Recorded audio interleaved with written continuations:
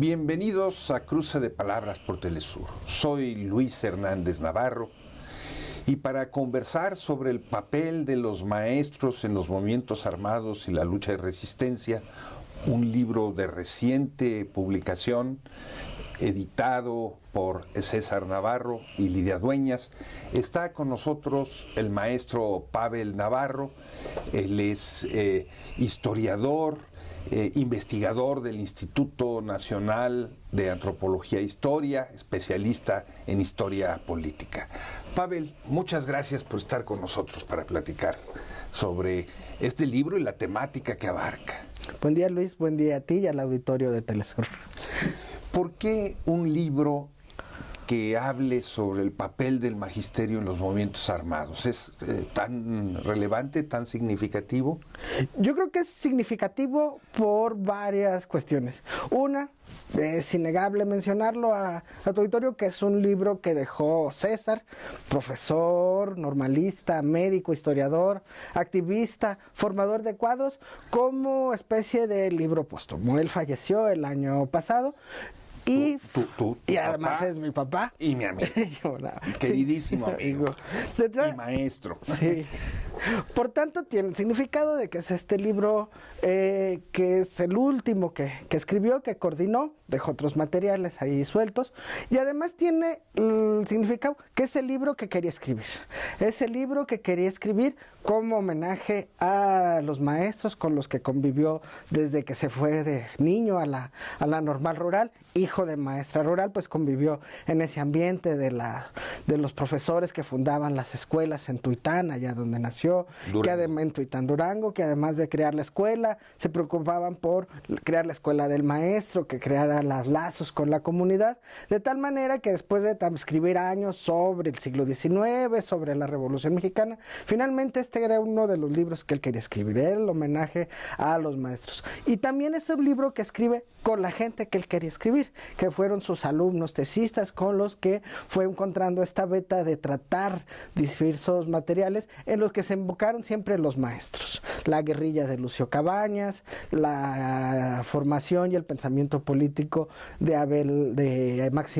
Arturo Gámez, y así como se fueron imbricando con Maribel Flores las resistencias de los maestros y la búsqueda de la memoria, y con Ali Landana las resistencias de los campesinos de Chihuahua, que se monaron a hacer este libro doblemente emotivo, tanto por la parte de hacerlo de homenaje a los maestros como con sus alumnos, con alumnos en los que ellos fue cultivando esta relación, esta formación, en que no solo fueron trabajos de licenciatura hechos con el rigor, sino ahora ya están incluso publicados como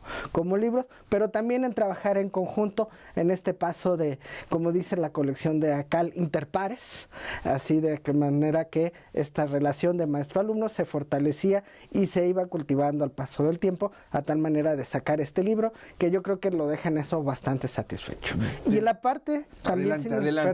significativa de un tema que resulta todavía sumamente valioso, la participación de los maestros en los movimientos armados, en una de las muchas formas en que los maestros han contribuido a la formación de memoria de generaciones políticas en el país, desde muchas trincheras, desde el aula hasta, ¿por qué no?, también organizando y dirigiendo o formando parte de los movimientos armados. En el libro hay distintos trabajos. Uno de ellos, la cuenta del profesor Arturo Gámez y su papel en lo que fue la primera guerrilla socialista en México, la del Grupo Popular Guerrillero, que participó en el asalto al cuartel Madera del 23 de septiembre de 1965. Pero está también el papel de el famosísimo Lucio Cabañas y del Partido de los Pobres. No son los únicos, pero ahí está toda esa riqueza. ¿Qué lleva a esos profesores, en muchos casos de origen rural, a involucrarse en movimientos armados? En un sentido, yo creo que es la promesa incumplida de la Revolución Mexicana, y es en esto en que los maestros formados en el propio ambiente nacionalista de comienzos de siglo, de la primera mitad, cuando se dan cuenta que a partir del viraje del vilacamachismo, de la profundización del sesgo pro empresario, pro capitalista con Miguel Alemán, se dan toda una serie de cambios estructurales que van favoreciendo el dejar a un lado las promesas de la revolución y ir enfocándose a otro proyecto. Hay los estudios también que incluyen no incluyen todos los lugares donde los maestros se desenvolvieron, pero sí en estos campos se ve como, aún analizando con fundamentos sociológicos llevados a fin de campo, se puede encontrar este viraje. Hay uno muy famoso que es el neologismo del neolatifundismo. En los primeros capítulos Alina Aldana lo lleva a ras de tierra y va analizando cómo los viejos latifundios que estaban en la Chihuahua porfiriano, donde se levantaron las fuerzas de Pancho Villa, los ejércitos populares, encontraron la manera de sobrevivir los primeros embates de la revolución, adaptándose como colonias agrícolas y encontrando las formas legales de los certificados de inefectabilidad, de protegerse en la inefectabilidad ganadera, en el desarrollo estratégico y pasar de concesiones ferrocarrileras a madereras para proseguir en este proceso, negándole a los que se levantaron por la tierra en Chihuahua, en Durango y en el norte el acceso a estas condiciones. Se refleja a partir del análisis de documentos en el archivo agrario, la formación en que el parcerismo, la renta fueron formas que prevalecieron para seguir negando el acceso a la tierra a quienes la cultivaban. De tal manera que también una de las demandas que siempre van juntas eran tierra y educación. La falta de tierras iba muy ligado a la falta de interés de los patrones, de los aserraderos, de los ricos, de ir instalando las escuelas que tenía derecho, de tal manera que esta pequeña penetración de la reforma agraria y de la educación también, que se da de mayor intensidad en la época cardenista, hace que se genere estas demandas que siempre serán muy ligadas de escuela para los hijos de trabajadores y de acceso a la tierra. De ahí que los maestros en estas demandas pendientes, que después han sido un tanto abandonadas, se imbriquen y formen parte de, ya sea como gestores, como apoyo a las comunidades, pero también luego encabezando la organización de diversas formas campesinas, fortalecido también con las enseñanzas del normalismo rural, y de tal manera que serán ellos, los maestros, quienes den parte, formen, estudien, se preparen y formen parte de la propia comunidad para encabezar estas primero demandas en que se refleja también en los textos, se agotan por las vías pacíficas, pero después que no queda a veces otra salida que es el de pasar a la lucha armada. Es muy interesante lo que señalas, porque usualmente cuando se piensa en movimientos armados, se piensa en grupos que nacen sobre todo por consideraciones estrictamente ideológicas, y tú dices, no, hay aquí un trasfondo social profundo, las promesas incumplidas de la Revolución Mexicana, que los maestros como intelectuales orgánicos de esas comunidades se ven encabezadas. Pero el libro está también atravesado por la Revolución Cubana. El libro también está atravesado por estas nuevas formas en que, a partir del ejemplo de la Revolución Cubana y a las decepciones que se habían dado en la propia ámbito mexicano, encuentran este nuevo referente de organización política ideológica. Uno de los ejemplos, de los primeros que comentabas, es el de Arturo Gámez. Arturo Gámez, que encabezará la guerrilla socialista en el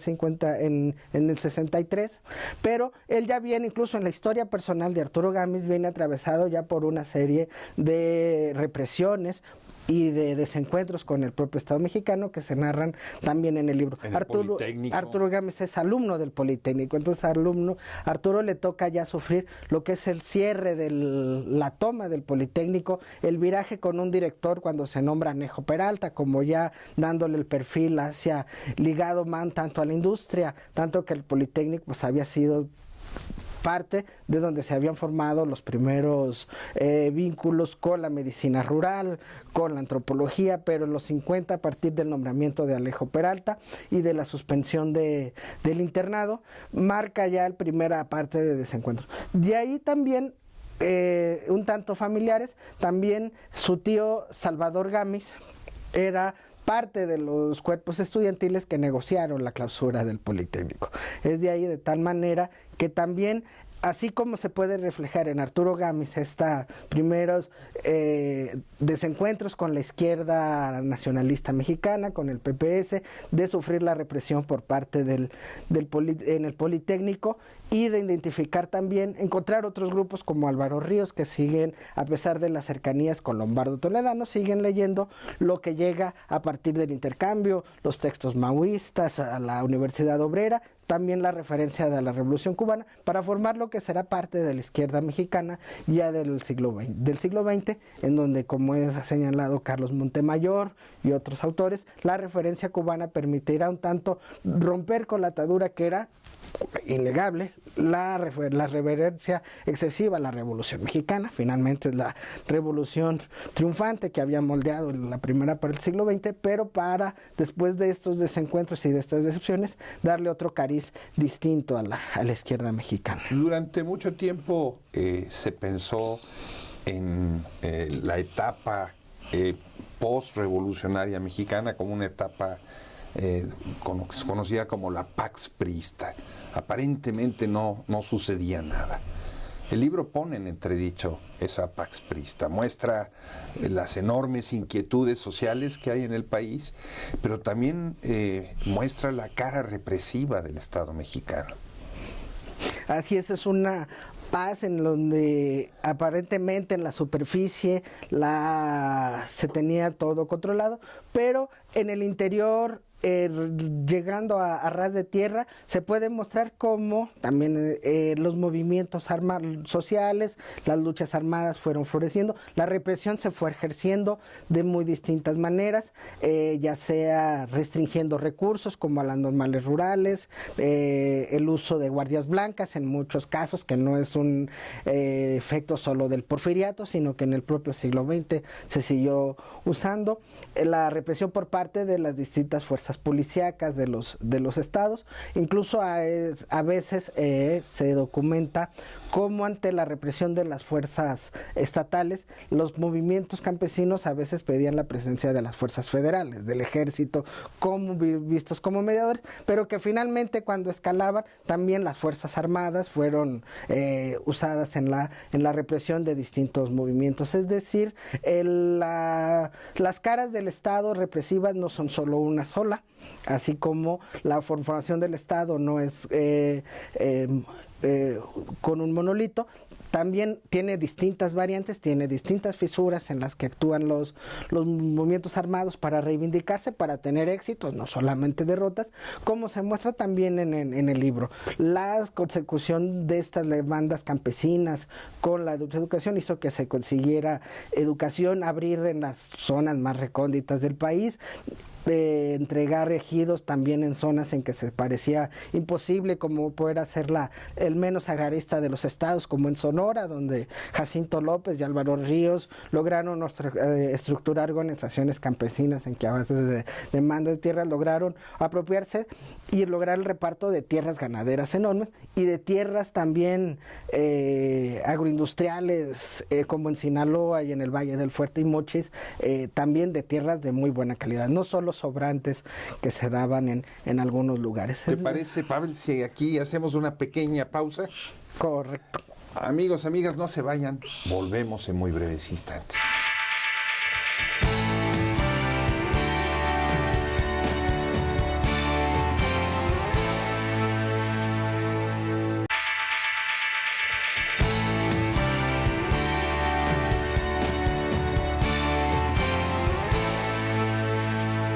Estamos ya de vuelta en este cruce de palabras, conversando con el maestro Pavel Navarro,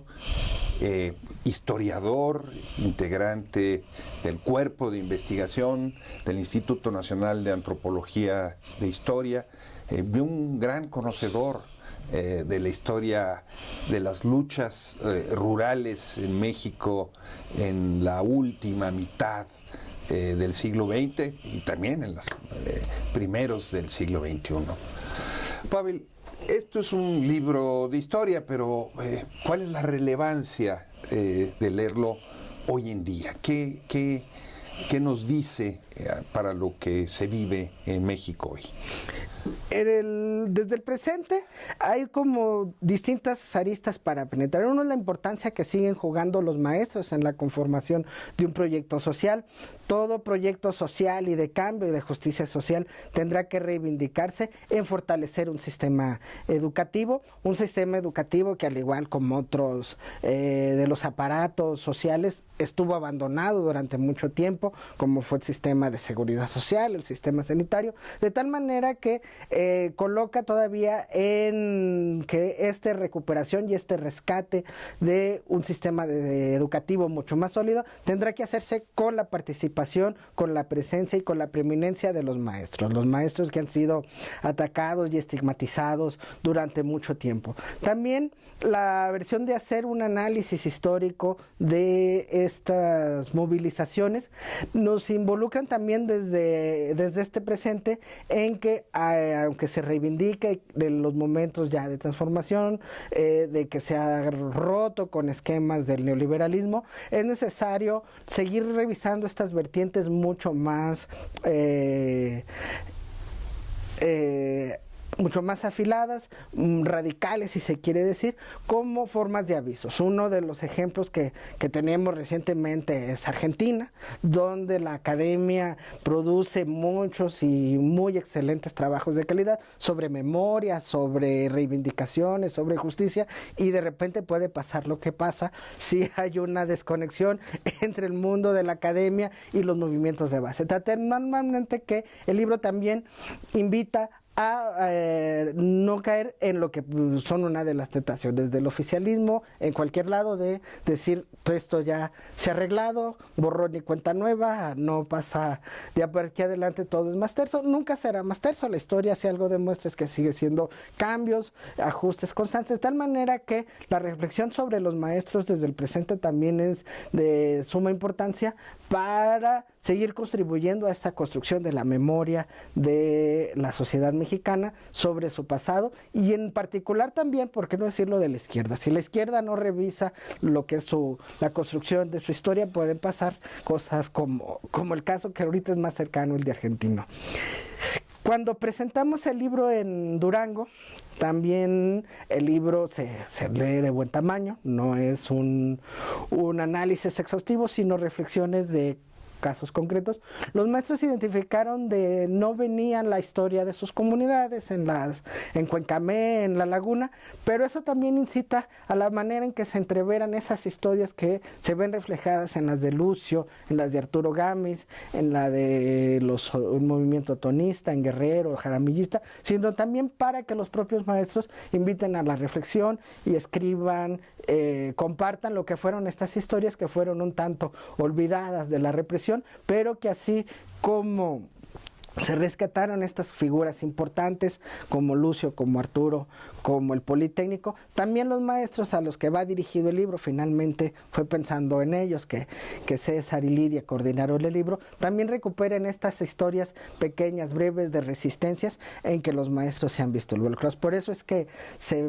fijó en el título los maestros en los movimientos armados, pero también en las resistencias cotidianas, en donde no está incluido en el texto, pero se puede recuperar en La Laguna, en Michoacán, en Chiapas y en las normales rurales. La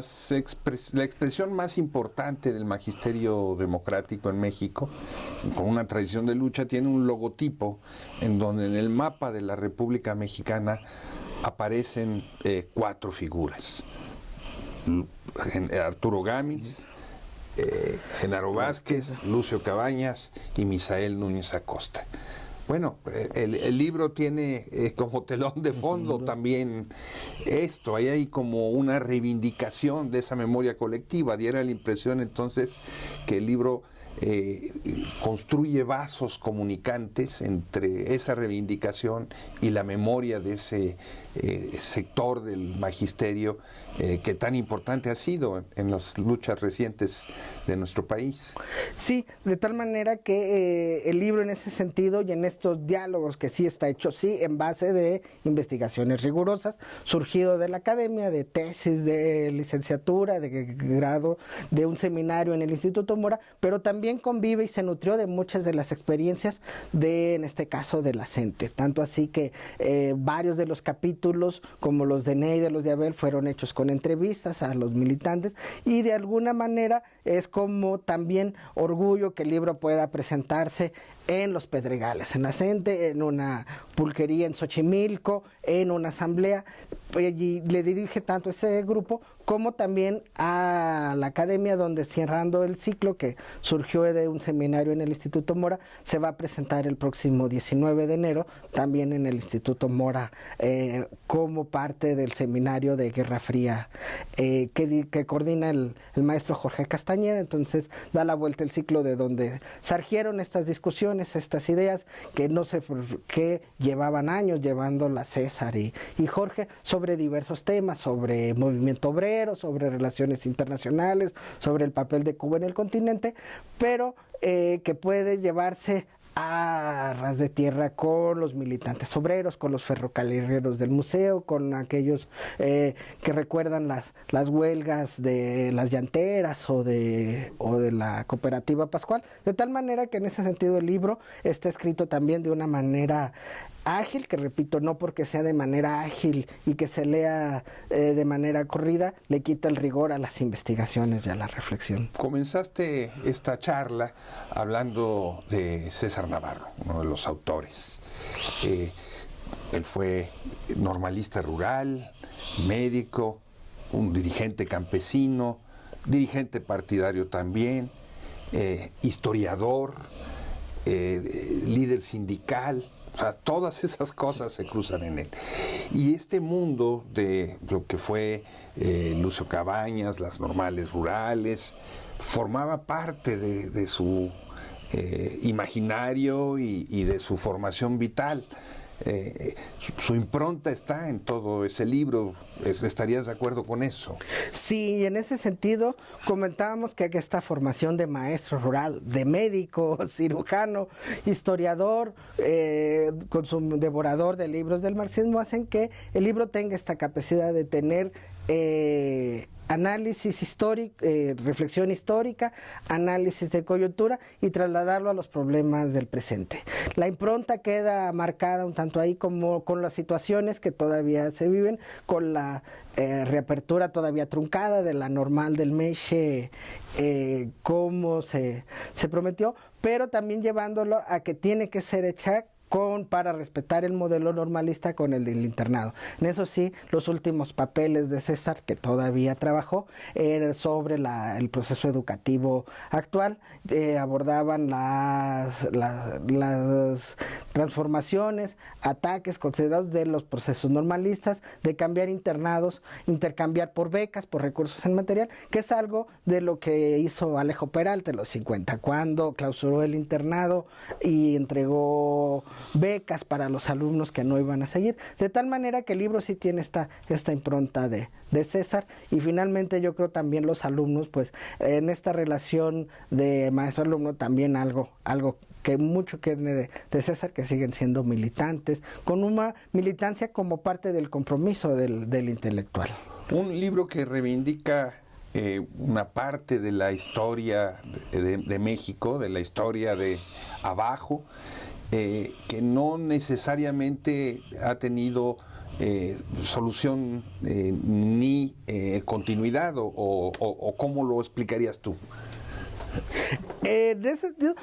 sí, que tuvo un abandono, pero que no ha tenido la recuperación necesaria. En ese todo proyecto que sea de justicia social, un proyecto de izquierda, tiene que tener una mayor concentración en lo que es niveles de educación primaria y de secundaria. Es una de las tareas pendientes que quedan para seguir trabajando, no solo de un segmento de gobierno, sino por todos. La contrarreforma educativa nos dio muestra de que trabaja estigmatizando a los maestros, de que aislándolos y señalándolos de todas las responsabilidades y fracasos del sistema en que todos somos parte. Debe seguir una experiencia necesaria para construir para futuro. El fortalecer la educación rural, la educación comunitaria, la educación primaria, básica, además de las vertientes profesionales, tienen que seguir siendo una de las tareas fundamentales y relegables en las tareas del Estado mexicano que se quiere transformar. ¿Tiene la impresión, Pavel, tú eres historiador, estás al día, de que hay una proliferación de estudios que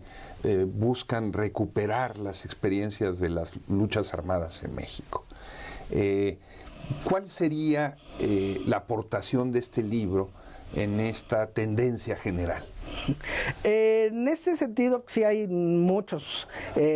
aportando la apertura de archivos, apertura de nuevas fuentes, de nuevas maneras. El libro tiene esta capacidad de que, siendo un libro colectivo,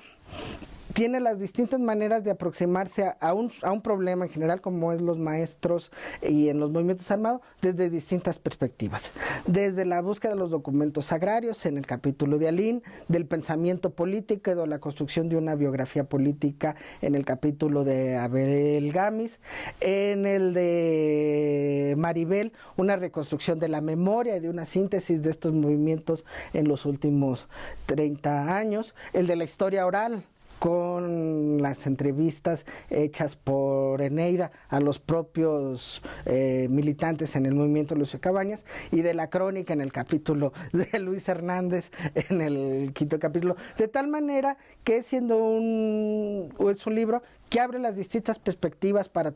aproximarse a un evento que sí se está retomando muy de muchas maneras de los movimientos armados, pero el foco además, esto sí lo que lo coloca en los maestros y los movimientos armados, es una de las características que no pocos de los libros que están enseñando actualmente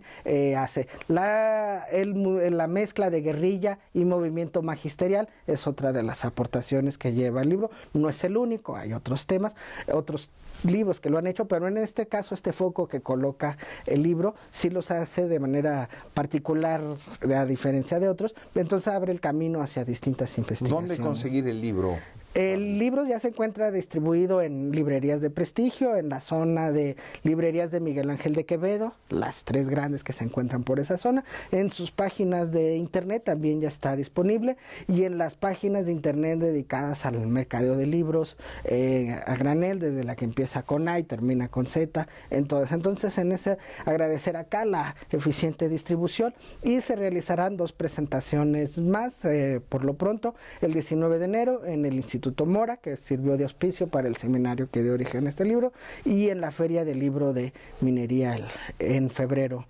entrante.